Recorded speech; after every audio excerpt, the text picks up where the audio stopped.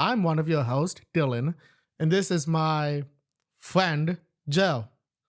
What was with the quotation marks, man?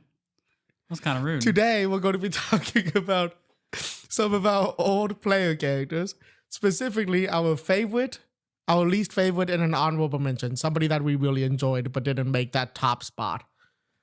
Did you want to get us kicked off? Did I want to guess? Okay, we gonna start with our favorite then, since that's Yeah, what we you can said? start with favorite. All right, so I think my favorite character I've played in any of the campaigns I've ever done is probably one of the ones that I just recently played. His name was Jaeger Pixidarius. He was a little gnome with a gunslinger class, and he was just a sassy little 6-year-old kid thrown into this war-torn world, and he was just crazy about everything.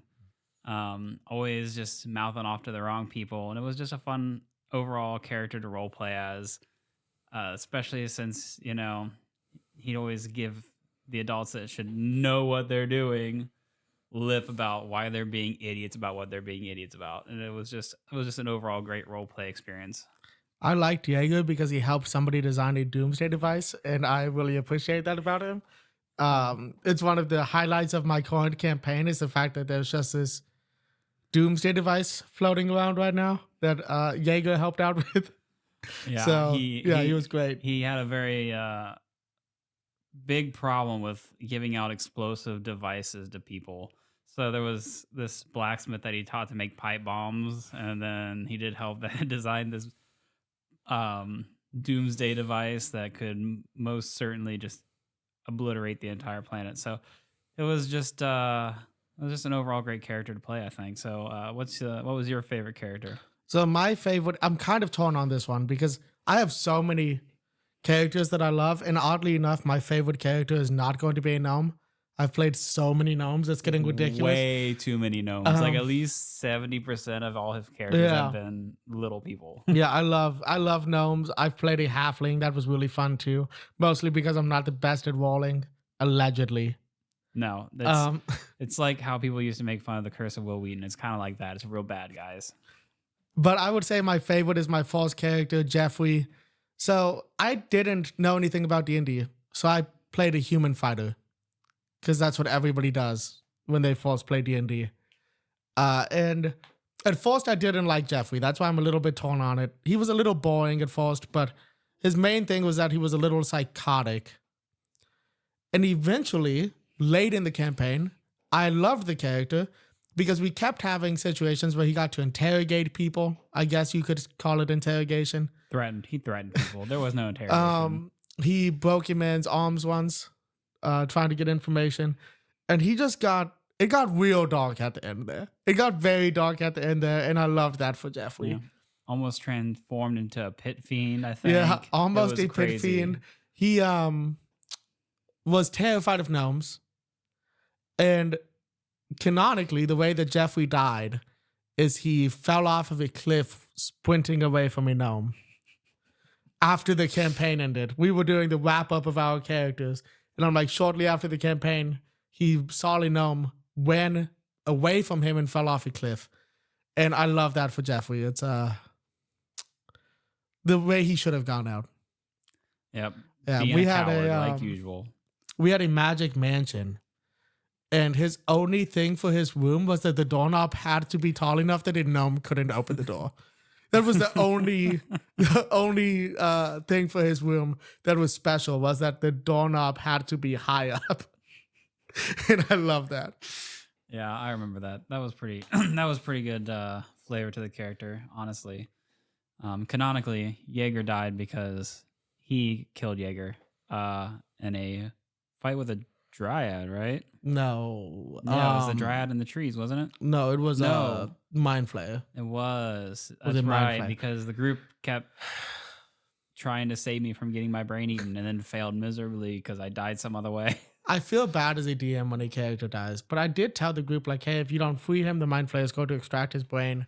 They freed him, and then the Mind Flayer still killed Jaeger. It didn't feel good as a DM for that to be the way that the player went out, but I mean, sometimes things happen. 100%. I'm pretty sure it was revenge for the fact that I've killed like 2 of his characters beforehand.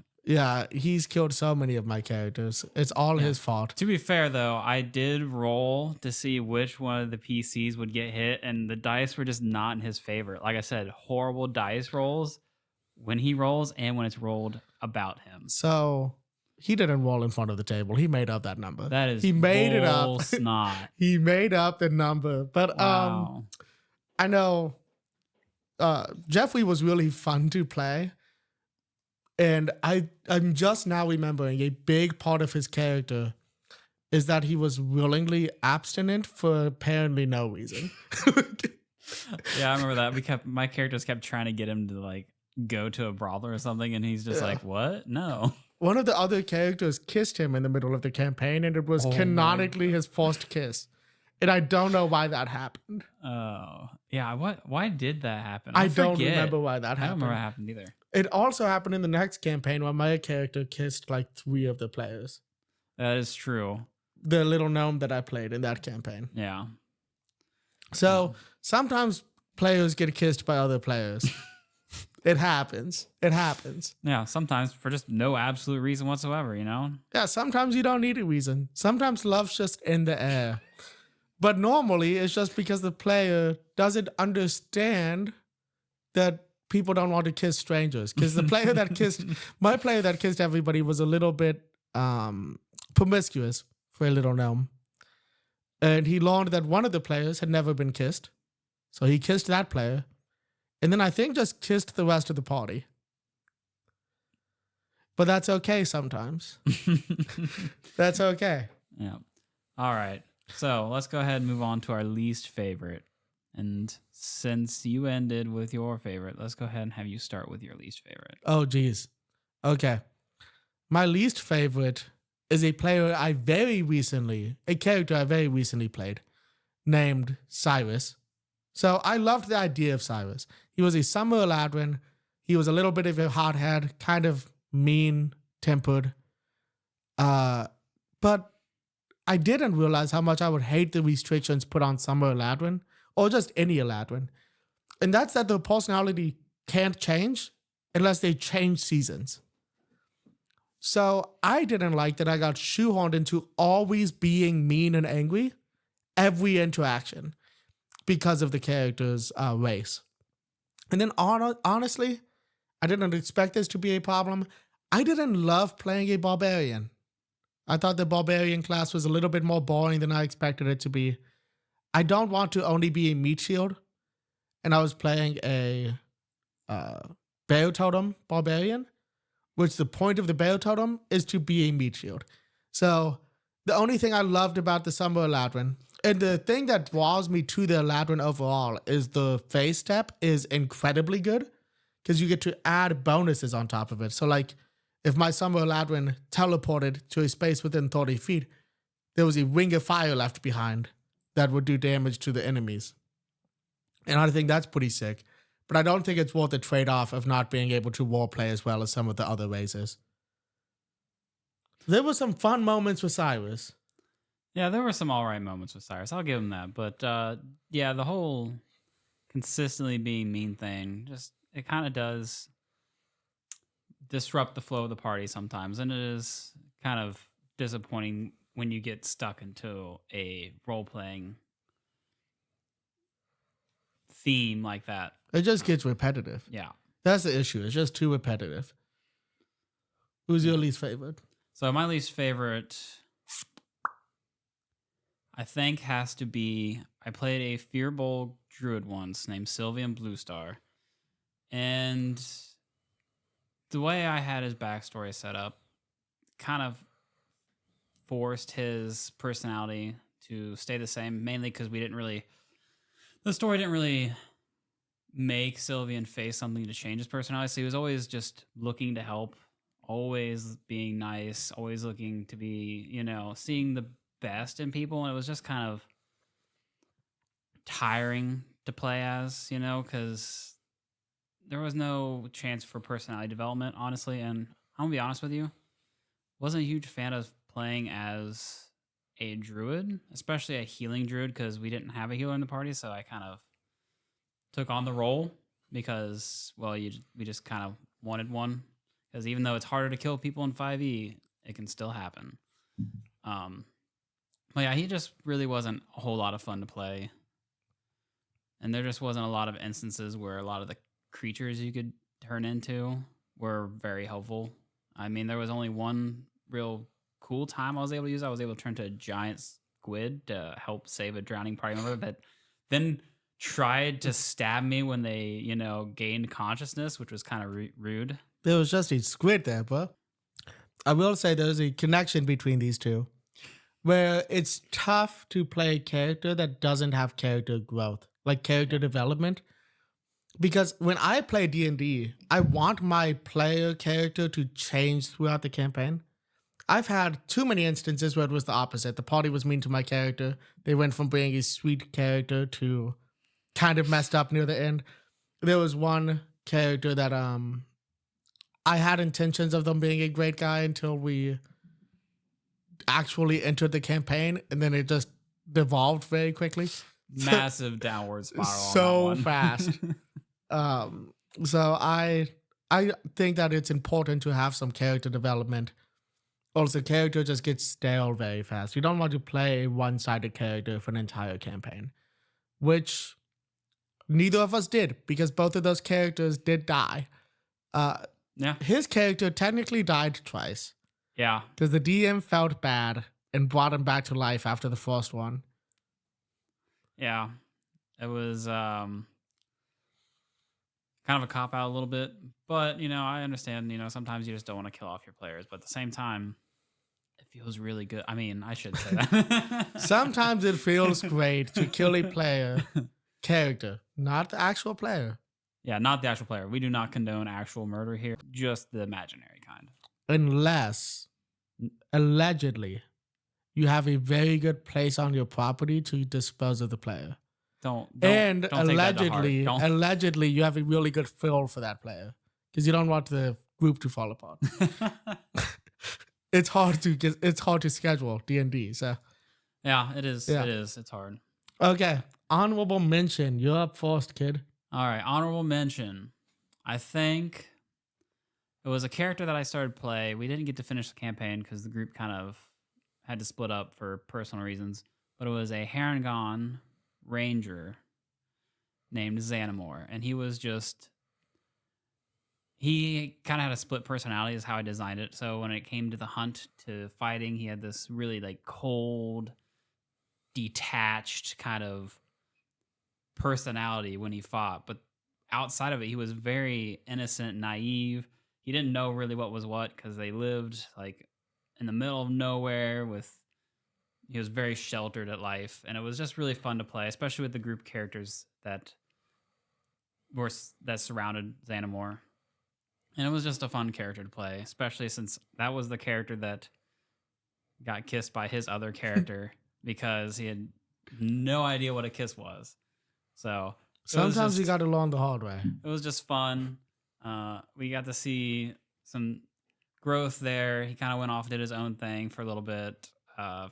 Kind of became his own little unofficial informant to Xanathar because we were fighting another higher up being that could have imposed on Xanathar's territory. And so he kind of took it upon himself to get in Xanathar's good graces. So he was always kind of just going off on his own to talk to Xanathar, the party didn't know about.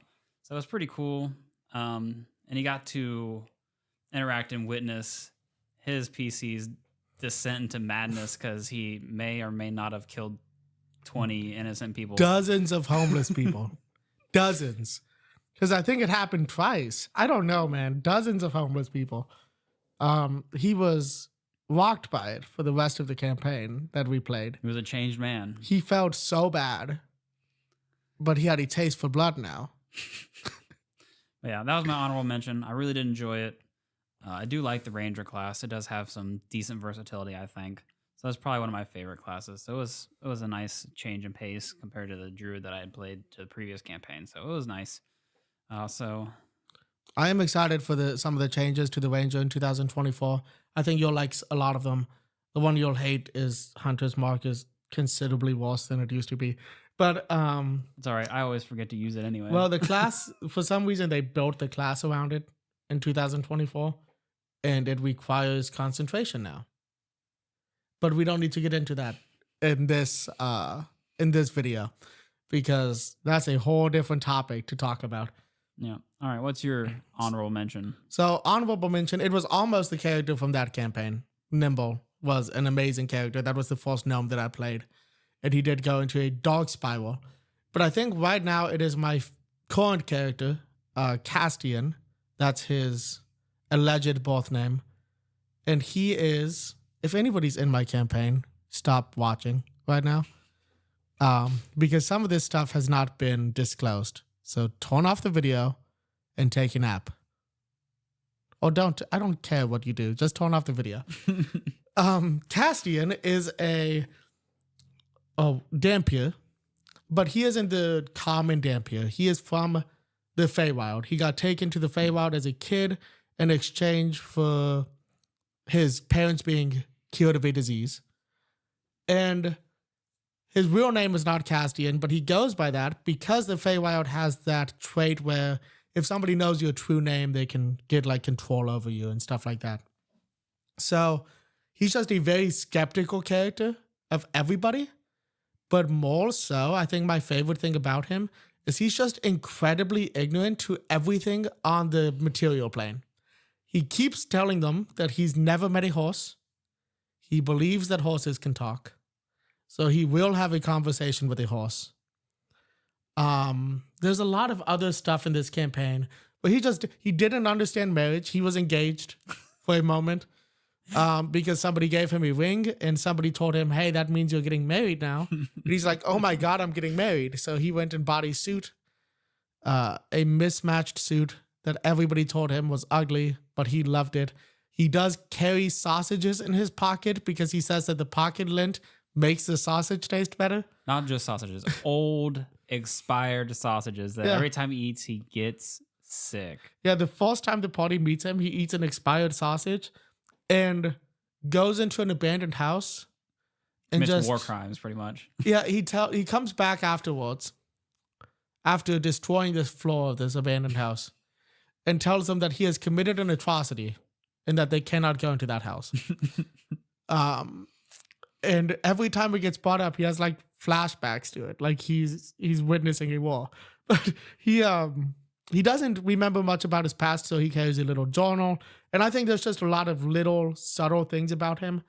When he's hungry, his eyes like shift between different shades of red.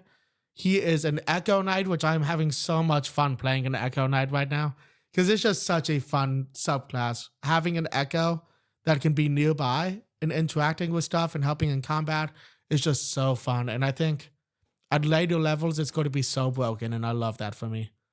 But I really love Castian. That's if you survive. If I survive, because Joe kills all of my characters. He fudges his walls. No. I have only actually killed one of his characters. The other one... 2. No, the other one killed himself. You've killed 2 characters. And Cyrus was killed by your own party. Technically, Cyrus jumped through a window into a room full of zombies. But the finishing blow was somebody using Thunderwave. Thunderwave. On the zombie horde with him downed with 2 failed death saving throws. So technically, Cyrus was killed by a party member. But that is such a technicality because the zombies got him there.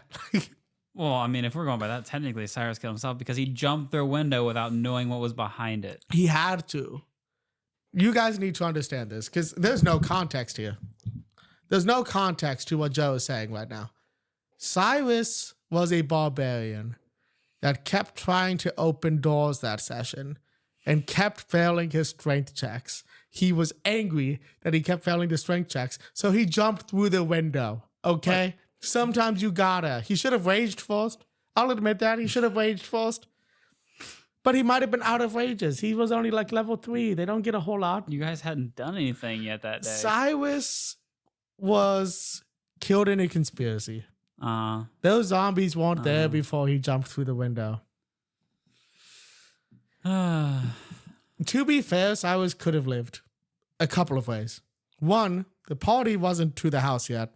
He could have yelled out, but he decided he was too tough for that and just sucked it up.